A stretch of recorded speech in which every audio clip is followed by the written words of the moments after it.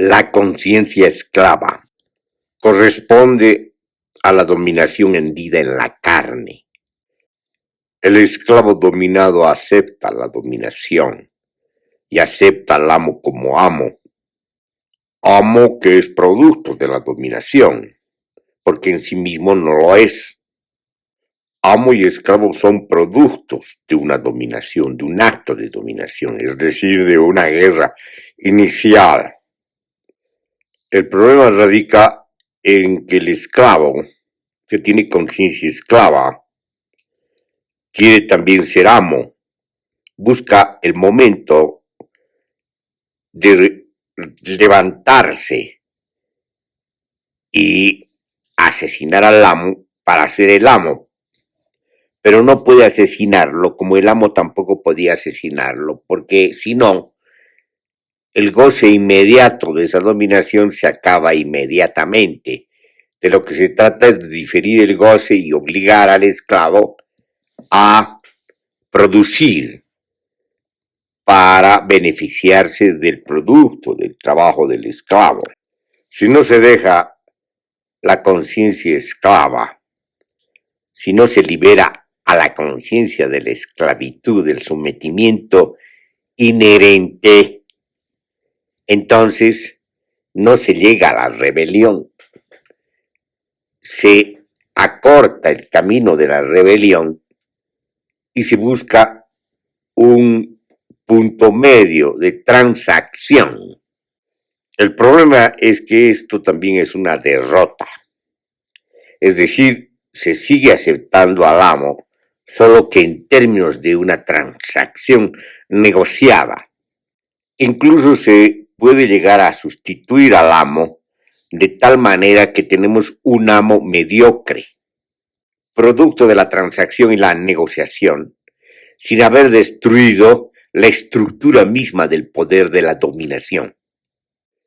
Esto es parte de los vaivenes de una impostura democrática, de una democracia institucional limitada en sus propias restricciones. Por lo tanto, tampoco hay democracia, sino simulación democrática. El problema vuelve a aparecer de manera evidente cuando el amo vuelve a sacar el látigo y el esclavo levantado se retira de manera cobarde ante el látigo porque no está acostumbrado a ver delante de él nuevamente al amo blandiendo el látigo.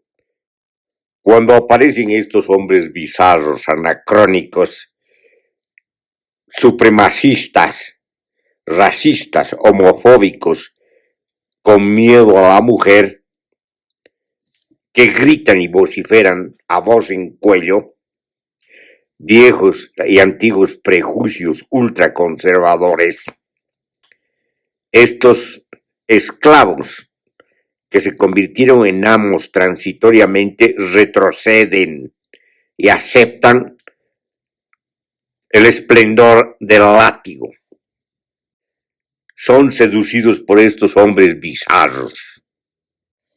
Están fascinados por la elocuencia estridente de los balbuceos y vociferaciones de los hombres bizarros, que lanzan al aire lo que lanzaron antes los antiguos amos conservadores, conquistadores, herederos del colonialismo. Esto es precisamente lo que ha pasado con la revolución socialista. La burocracia, la jerarquía, la nomenclatura del partido que se convirtió en el amo sustituyendo a los anteriores amos, dejó la revolución no solamente a medias, sino en un inicio, solo en la explosión de la rebelión, en la toma por parte de los soviets de las ciudades, pero restauraron el Estado, restauraron el poder que habían derribado y construyeron una dominación totalitaria. Después de un tiempo, después de 70 años, cayeron, desgarrados por sus propias contradicciones, carcomidos por dentro, llevando a cabo una contrarrevolución, a pesar de la retórica que se legitimaba como revolución. Lo mismo ha ocurrido con la llamada revolución indígena, supuestamente indígena, de la revolución democrática y cultural, supuestamente descolonizadora. En este caso no destruyeron el Estado liberal, sino más bien lo usaron. Tampoco destruyeron el Estado-nación, sino más bien lo usaron. Lo invistieron de manera impostora como Estado plurinacional, cuando de plurinacional no tiene nada. Los representantes supuestamente indígenas ocuparon el lugar de los anteriores amos, los anteriores gobernantes, no solamente de las 2 décadas de aplicación del proyecto neoliberal, sino incluso de todos los amos que se han dado desde la independencia, desde la constitución de una república restringida en sus propios límites.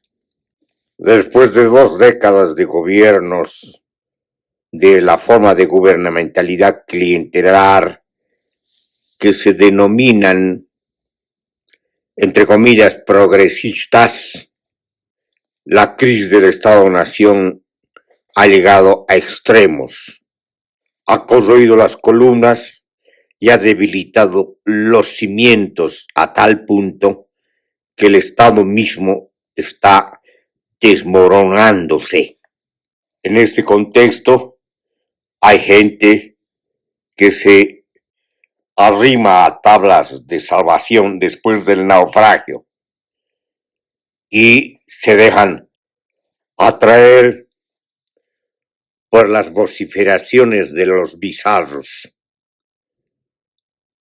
los anacrónicos amos, que son una muy pálida imitación de lo que fueron antes los conquistadores, los colonizadores, los exterminadores de las naciones y pueblos indígenas.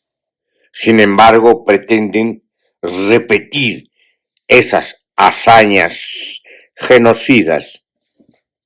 En estas condiciones, ciertos intelectuales supuestamente indígenas hablan de hacer lo mismo que estos bizarros en el país.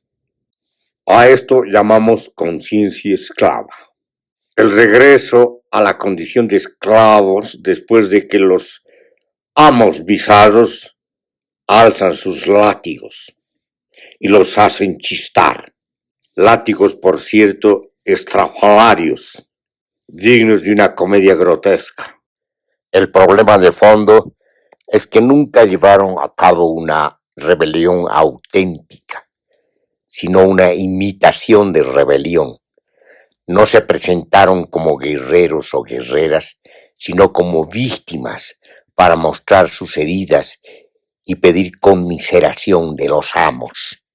Por eso ahora, después de que ha fracasado su mediocre revuelta, su acceso al poder negociado y tramitado, logrado a partir de elecciones que después se convirtieron en fraudulentas, piden socorros a sus electores. Dicen que blindarán el proceso de cambio que nunca hubo. Otros dicen que defenderán el proceso de cambio usurpado, sin darse cuenta tampoco, acaso, que nunca llevaron a cabo ningún proceso de cambio, sino todo lo contrario. Han asesinado el proceso de cambio durante 14 años y después, ya postrado, en plena agonía, pretenden blindarlo los otros. que son exactamente los mismos. Estos últimos son los esclavos que todavía se creen rebeldes. Los anteriores son los esclavos que se disfrazaron de rebeldes y ahora vuelven a ser esclavos ante el chistar de los látigos de los amos bizarros. El problema es que estas simulaciones, estas imposturas, nunca han querido una rebelión en sí, nunca han querido una liberación, nunca han sido auténticas. Lo que querían era simplemente participar en la dominación, participar en el poder. Por eso sus objetivos han sido limitados y mucho más, el cumplimiento de sus objetivos limitados han sido mucho más limitados. Una renuncia de principio a todo, a la rebelión, a la liberación. Una puesta en escena para participar en el poder y en la dominación, es decir, para continuar con la colonialidad por otros caminos, el del teatro político. De principio todo esto no podía ir lejos. De principio se entramparon en su propia codicia, que no era otra cosa que participar en los juegos de poder, en la corroída institucionalidad, en las corrupciones galopantes, en el espectáculo de las representaciones conseguidas con promesas, con champas guerras, haciendo gala de una retórica gusonada como un queso, rasgándose las vestiduras por nimiedades. Todo esto solo para tener un puesto en la burocracia, para tener un curul en el Congreso, para participar en la jerarquía de los órganos de poder, aunque sea en posiciones menores. Pero lo que importa era estar en el Estado. Un Estado que nunca dejó de ser colonial, que fue la continuidad de la colonialidad por la vía de una república liberal restringida, que aunque se amplió con la Revolución Nacional, con el voto universal, siguió siendo un Estado ensanchado con características de reproducción de la colonialidad, que cuando se llegó al máximo éxtasis del teatro político, con la llamada revolución democrática y cultural pretendidamente descolonizadora, se redujeron todas las luchas históricas descolonizadoras y sociales a un folclore banal. Por eso ahora que todo el castillo de naipes se ha derrumbado, que todo el teatro político se ha vuelto aburrido, que todo el teatro político de la revolución democrática y cultural se ha desmoronado, unos escapan del naufragio agarrándose de tablas provisionales que no los va a salvar del ahogamiento. Otros pretenden refugiarse en fortalezas derrumbadas. Otros todavía pretenden continuar con el teatro político carnavalesco y el folclore trivial del vaciamiento de los símbolos y de los conceptos, dejándolos solo como cáscaras. Otros, en cambio, buscan en los enemigos, así los llamaron, el perdón de una travesura momentánea, aceptando nuevamente la sumisión a los herederos de la conquista y la colonización, alucinando delirantemente ante las vociferaciones de los hombres bizarros, de un supremacismo descarnado y descarado. No se inmutan ante semejante comportamiento diletante. consideran su actitud loable porque se liberarían del oprobio y ayudarían a clausurar el gobierno de la forma de gubernamentalidad clientelar de la que participaron. Ahora que esta forma de gubernamentalidad agoniza, deciden entregarse a los amos del látigo, a los anacronismos de la supremacía trasnochada, ultramontana y delirantemente ultraconservadora. El caudillo déspota, caído en desgracia, abandonado por todos sus aduladores, salvo por quienes no pueden seguir consiguiendo nada en otro lugar, y menos con los que gobiernan ahora, que repiten las mismas incoherencias que vertieron durante 14 años.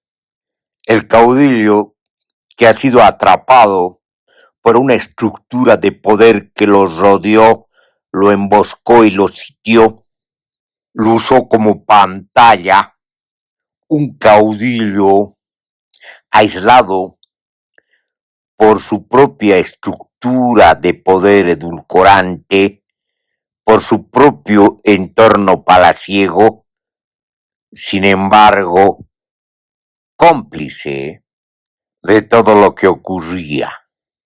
Ahora ni siquiera se arrepiente de lo que ha acontecido, del asesinato del proceso de cambio. Ni siquiera se le pasa por la cabeza pedir perdón al pueblo boliviano que esperó transformaciones estructurales e institucionales. Y lo único que obtuvo es más de lo mismo, el transcurrir agobiante y demoledor del modelo colonial extractivista del capitalismo dependiente, solo que dicho de otra manera, solo que hecho a nombre de una revolución inventada por los medios de comunicación y por los guerreros digitales. El mismo caudillo ahora se encuentra también controlado, sitiado, emboscado y aislado por otra estructura de poder, una estructura de poder mafiosa, que también lo necesita como pantalla. No sabemos si el caudillo se da cuenta de su propio drama, su fatalidad y condena, un dramatismo que se puede convertir en tragedia en la medida que la marcha abominable de la decadencia, que inunda todo, que corroe todo, que enmohece todo, convirtiendo todos los espacios por los que pasa en podredumbre, termine sacrificándolo o deshaciéndose de él, ahora que ya no sirve para nada. Incluso empieza a no servir como pantalla.